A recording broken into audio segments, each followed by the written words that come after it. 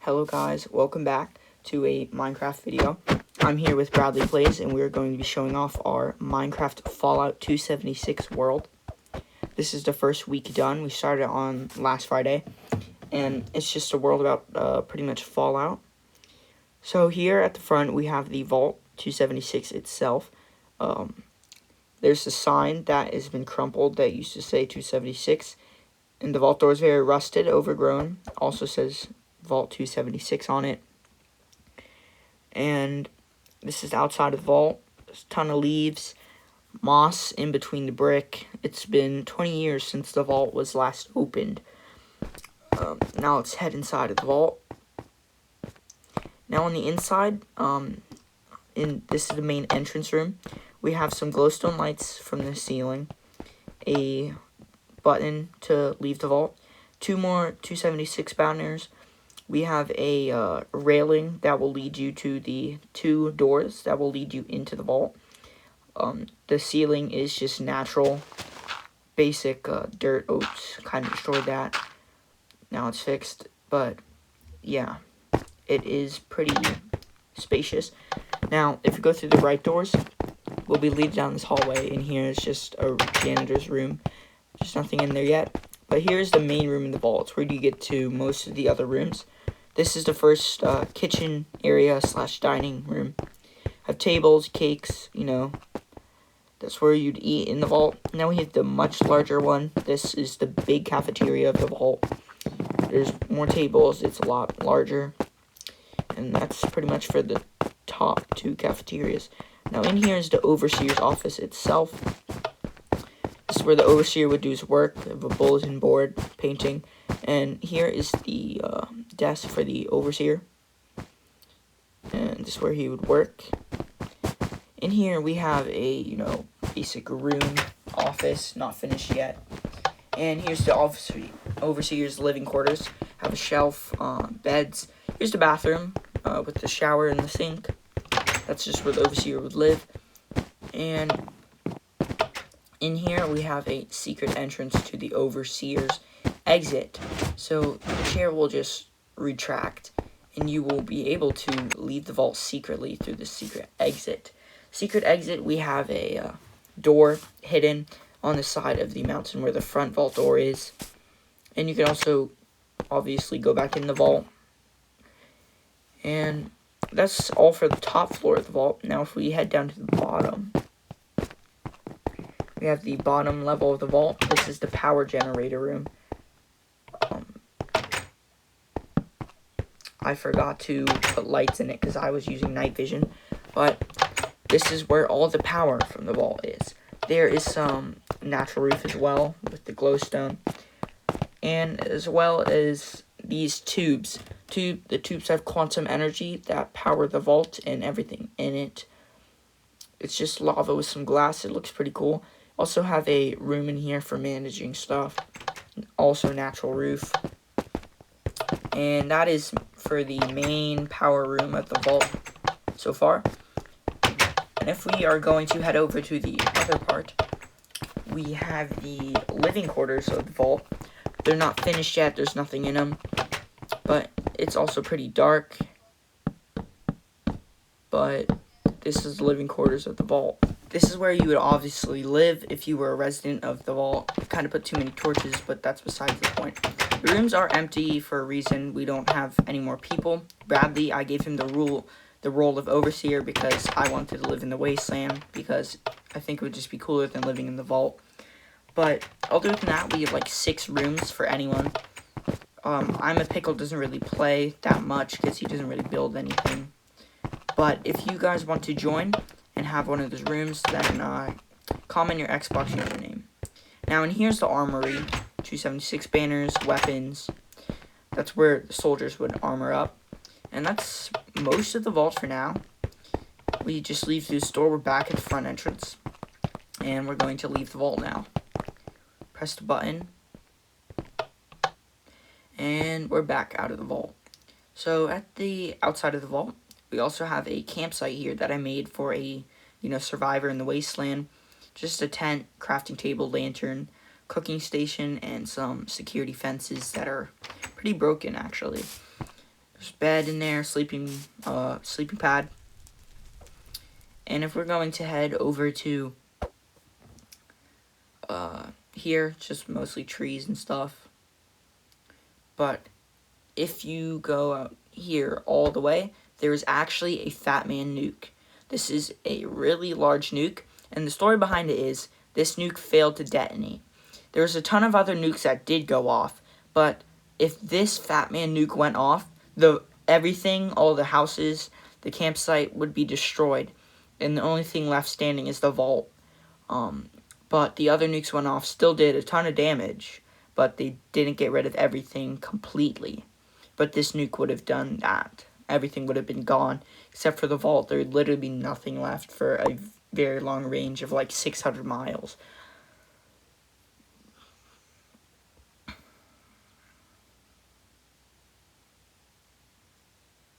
But if we head back here, we have the neighborhood. I'm going to give myself some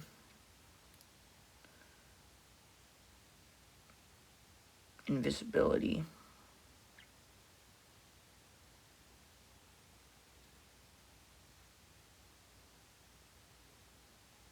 But yeah, so this is the neighborhood. Here we have the first house made by Bradley. This house, it was actually destroyed by a crater that happened when all the nukes went off at one time. It shifted the tectonic plates, and it caused a crater just form, or earthquake crater to form in between this house. Most of the house has fallen into the crater. Some of it is still left standing. But here's the bathroom left over, part of the kitchen. Bedroom is pretty much destroyed. The bed's still standing though. And the wall's just drooping down, ready to fall from just, I don't know, even a rainstorm could probably knock it down. The fence is still standing, except for right there. Also have the car, which just got struck in like two, and it fell down.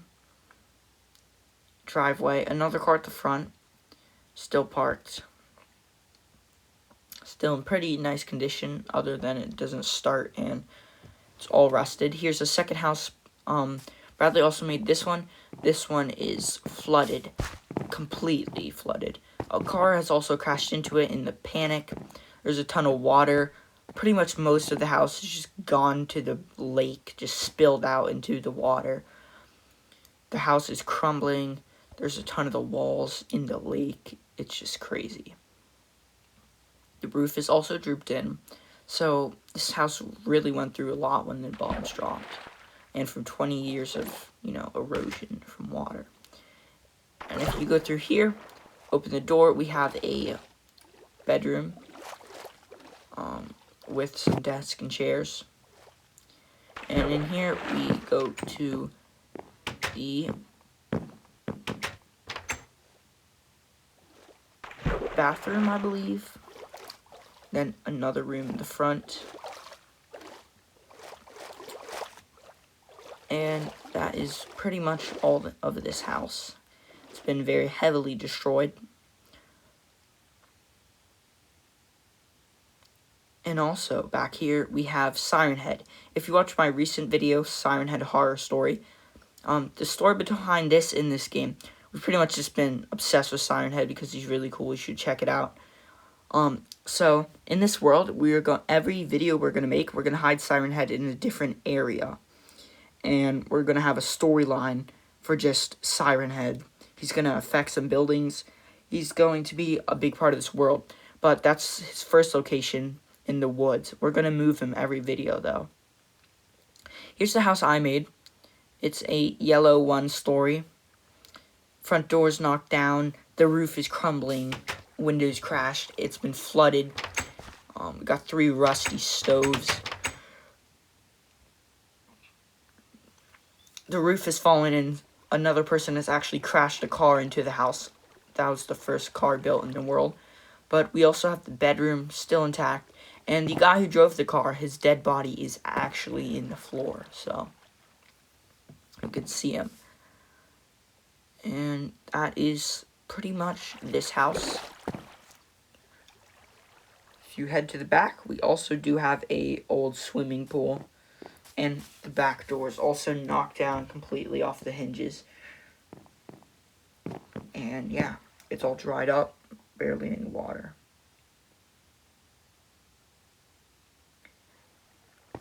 The next house we have is this green 2-story, the first 2-story house. As you can see, a giant tree is crushed into the house, made the roof fall down. Doors are falling down. It's completely flooded. There's tons and tons of holes in the floor. Back doors broken down. Bedrooms have holes. All the walls are super rusty and disgusting and moldy. Heading upstairs, you can barely walk around. The entire roof has fallen in, so it's hard to get around upstairs. I have another bedroom on that floor of the house, as well as having another bedroom, which is completely flooded, and there's a hole, and there's water in it. Leaving this house, the next house we have is this greenhouse. It's a 1-story. It's the house in the best condition out of all the houses in this world. It's been the least damaged by the nuke. It's also built diagonally. You still have a kitchen table left, an oven, a sink. Even the lights have not been shattered from the force of the nukes. Probably a strong foundation, that's why. Even the TV is still there, although it's been completely fried. The bathroom is in good condition, other than rust and mold. This bedroom, the master bedroom, is actually pretty good, except for holes and, rust and stuff. The other bedroom is also pretty good, except there's more holes, and the door is falling down. There's going to be a yard right here on the side that I was terraforming, but that will be in part 2.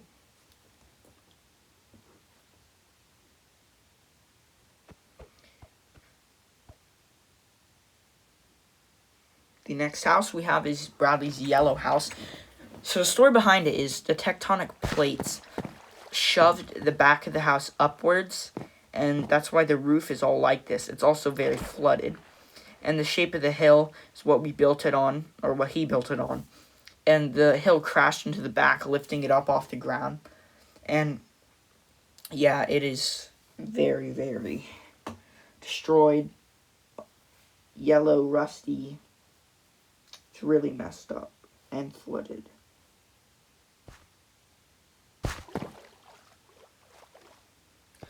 There's a ton of water. The bedrooms are not easily accessible because they're up on the hill, and the floor has been shot up as well as the ceiling.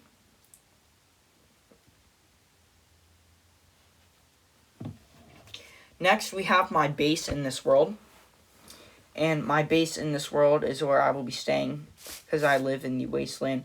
But I'll probably update it in the future as well.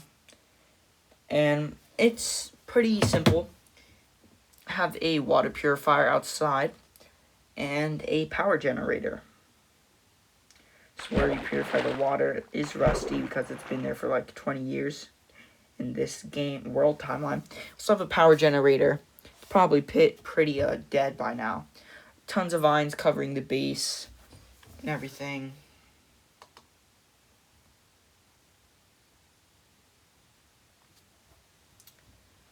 And the roof is destroyed, as well as the fences. Have a power armor charging station right here, where you could put on power armor, and once it's on, you pull up that lever, and it tells you if the armor is charging. On the roof, there's also destruction. It's very destroyed. Here's the garage. Have a workstation right here with some backboards. This actually locks you into the garage, so you have an inside lock if you don't want to be messed with while you're working something. Have a storage chest, like food and stuff. Locked crate. This actually closes the door at the front. You just press the button, and it's closed again. On the inside is a bedroom. A ripped up American colonial flag because of the big star. Empty chest. TV. It's been made out of scrap parts. Only has a few stations, but works. Also have the bed. Little couch. Bathroom. Pretty rusty, but it still works as a bathroom. It's much cleaner than the destroyed ones, except someone didn't flush the toilet. And that is pretty much all for my makeshift base in the wasteland.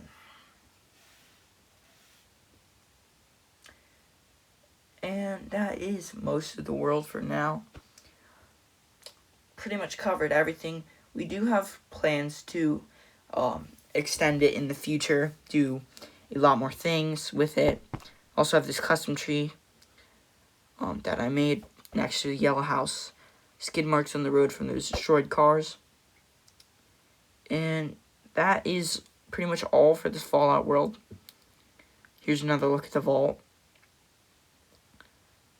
Part 2, we're going to have a lot more things to show you. Like, tons more buildings and stuff. Also have the credits, me, Bradley plays I'm a Pickle. He helped build, but not as much as me or Bradley. And, yeah, as I mentioned, part 2, we're going to have, like, a ton of more buildings. We're going to have, a ton more updates. And we're going to show you that on, Saturday, probably next week. Saturday, April 25th is when the video would come out. For part 1, this is late because my audio, when I uploaded the past 2 times, didn't work when Bradley was talking. So I had to do this voiceover. So subscribe.